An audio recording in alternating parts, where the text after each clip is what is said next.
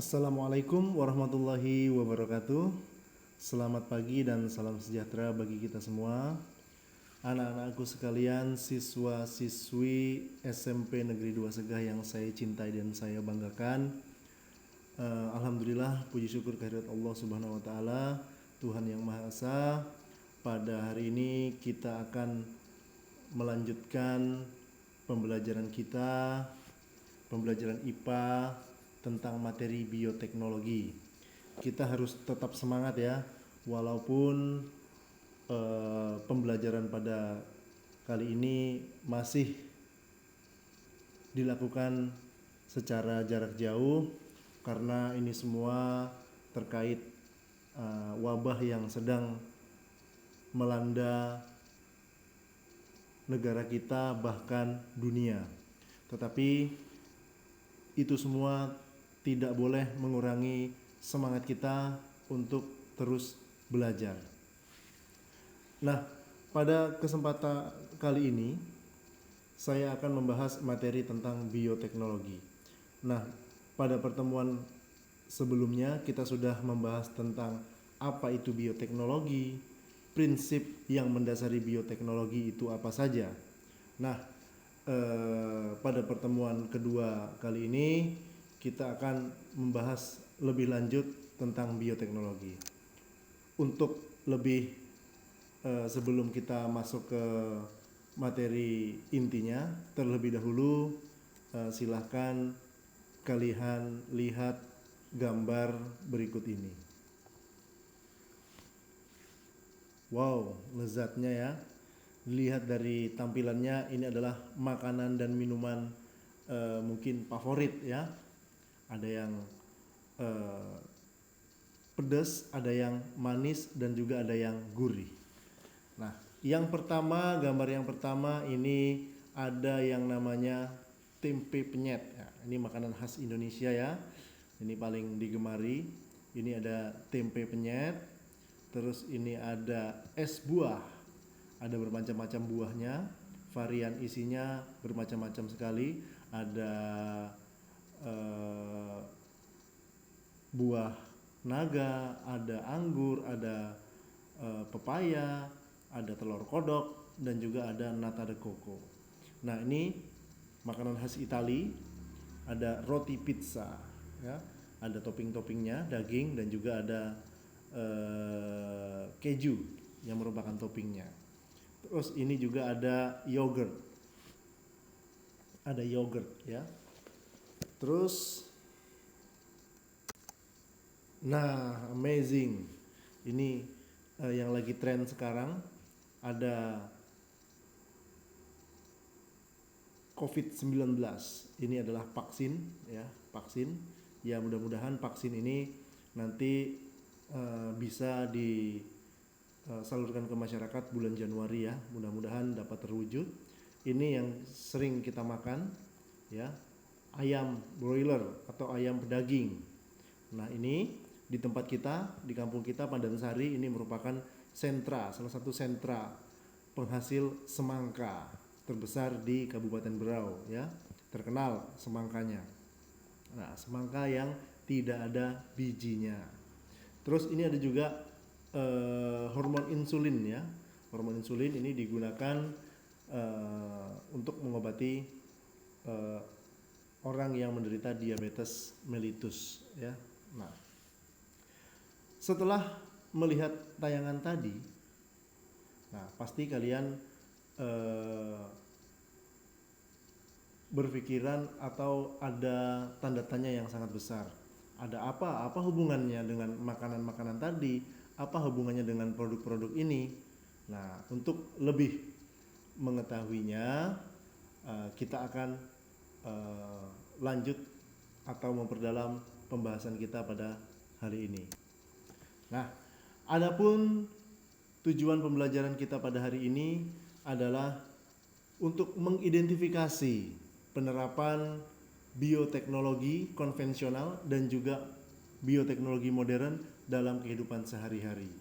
Nah, apa saja produknya yang dihasilkan, di bidang apa saja, nanti kita akan pelajari di sini. Nah, setelah itu pada kesempatan kali ini juga kita akan eh, membuat salah satu produk bioteknologi konvensional. Nah, produk apakah itu? Nah, nanti kita akan bahas. Nah, yang pertama yang akan kita bahas pada hari ini adalah penerapan bioteknologi konvensional. Nah, penerapan bioteknologi konvensional yang pertama ini pada bidang pangan. Nah, seperti yang gambar tadi, ya, ada yogurt, ini ada mentega atau margarin, ada keju, ini ada tape, ada juga tempe dan juga ada roti. Yang kesemuanya ini adalah produk dari bioteknologi konvensional di bidang pangan. Nah, yang seperti kita tahu, bioteknologi adalah pemanfaatan makhluk hidup atau organisme untuk yang bertujuan untuk meningkatkan nilai dari produk tersebut, mulai dari nilai gizinya, mulai dari nilai ekonomisnya, juga nilai terkait dengan rasanya itu lebih meningkat apabila diterapkan dalam kehidupan sehari-hari. Terus di bidang lingkungan. Nah, di bidang lingkungan, bioteknologi konvensional ini bisa diterapkan sebagai penghasil energi. Nah, contohnya adalah fermentasi singkong ini juga bisa digunakan sebagai penghasil bioetanol, nah, sebagai pengganti bensin. Nah, selain itu juga pemanfaatan bioteknologi konvensional di bidang lingkungan ini bisa untuk mengolah limbah. Nah, mengolah limbah bagaimana caranya? Ada beberapa bakteri itu bisa menguraikan limbah ataupun kotoran. Ya, contohnya saja ada bakteri yang E4 itu bisa digunakan untuk membuat pupuk kompos. Terus juga ada beberapa mikroorganisme yang bisa digunakan atau dimanfaatkan untuk atau sebagai pemisah logam dari bijinya. Nah, di bidang kesehatan seperti yang ada di tayangan tadi, ini bisa digunakan sebagai antibiotik. Nah, sebagai antibiotik, terus juga sebagai vaksin konvensional. Ya, seperti kita ketahui sekarang sedang dilakukan uji klinis dari vaksin COVID-19. Mudah-mudahan uji klinis dari vaksin tersebut dapat berjalan dengan baik, dengan lancar, dan hasilnya bisa kita manfaatkan, dan semoga pandemi COVID-19 ini cepat berakhir. Ya, tentunya itu seperti itu. Kemudian penerapan bioteknologi modern. Nah, di bidang pertanian, nah, ini banyak ya. Ini ada seperti padi golden rice, ada jagung manis, ada tomat ini ya, tomat tanpa biji, dan juga ini produk kedelai. Nah, bermacam banyak sebenarnya selain ini produk-produk hasil dari penerapan bioteknologi modern di bidang pertanian. Ya, selain yang saya berikan contoh ini tadi, ya, padi golden rice, ada jagung manis seperti tadi, semangka tanpa biji, dan lain sebagainya. Kemudian di bidang peternakan. Nah, di bidang peternakan ini juga seperti yang saya tampilkan di awal tadi, ada gambar ayam pedaging atau ayam broiler, di mana ayam pedaging atau ayam broiler itu pertumbuhannya sangat berbeda dengan ayam kampung pada umumnya, di mana kalau ayam kampung pada umumnya itu yang layak konsumsi mencapai berat 1 hingga 2 kilo itu membutuhkan waktu bahkan sampai setengah tahun ya, atau 3-4 bulan. Sedangkan kalau ayam pedaging tadi hanya memerlukan waktu 40 hari sudah bisa mencapai bobot 1-2 kilo. Nah, selain ayam tadi, ini ada domba dengan gen faktor 8, ada sapi perah dengan gen lactoferrin, di mana kalau sapi perah ini dia memproduksi susu terus, ya, memproduksi susu terus. Kalau sapi-sapi biasa kan nggak bisa. Terus sapi tahan penyakit, ada bovin somatotropin, terus ada telur ayam rendah kolesterol. Nah, seperti ayam petelur itu juga merupakan hasil dari bioteknologi modern di bidang pertanian dengan rekayasa genetika, ya. Terus di bidang kesehatan seperti tadi ya, ada insulin untuk mengobati diabetes mellitus, ada vaksin transgenik, dan ada juga antibodi monoklonal.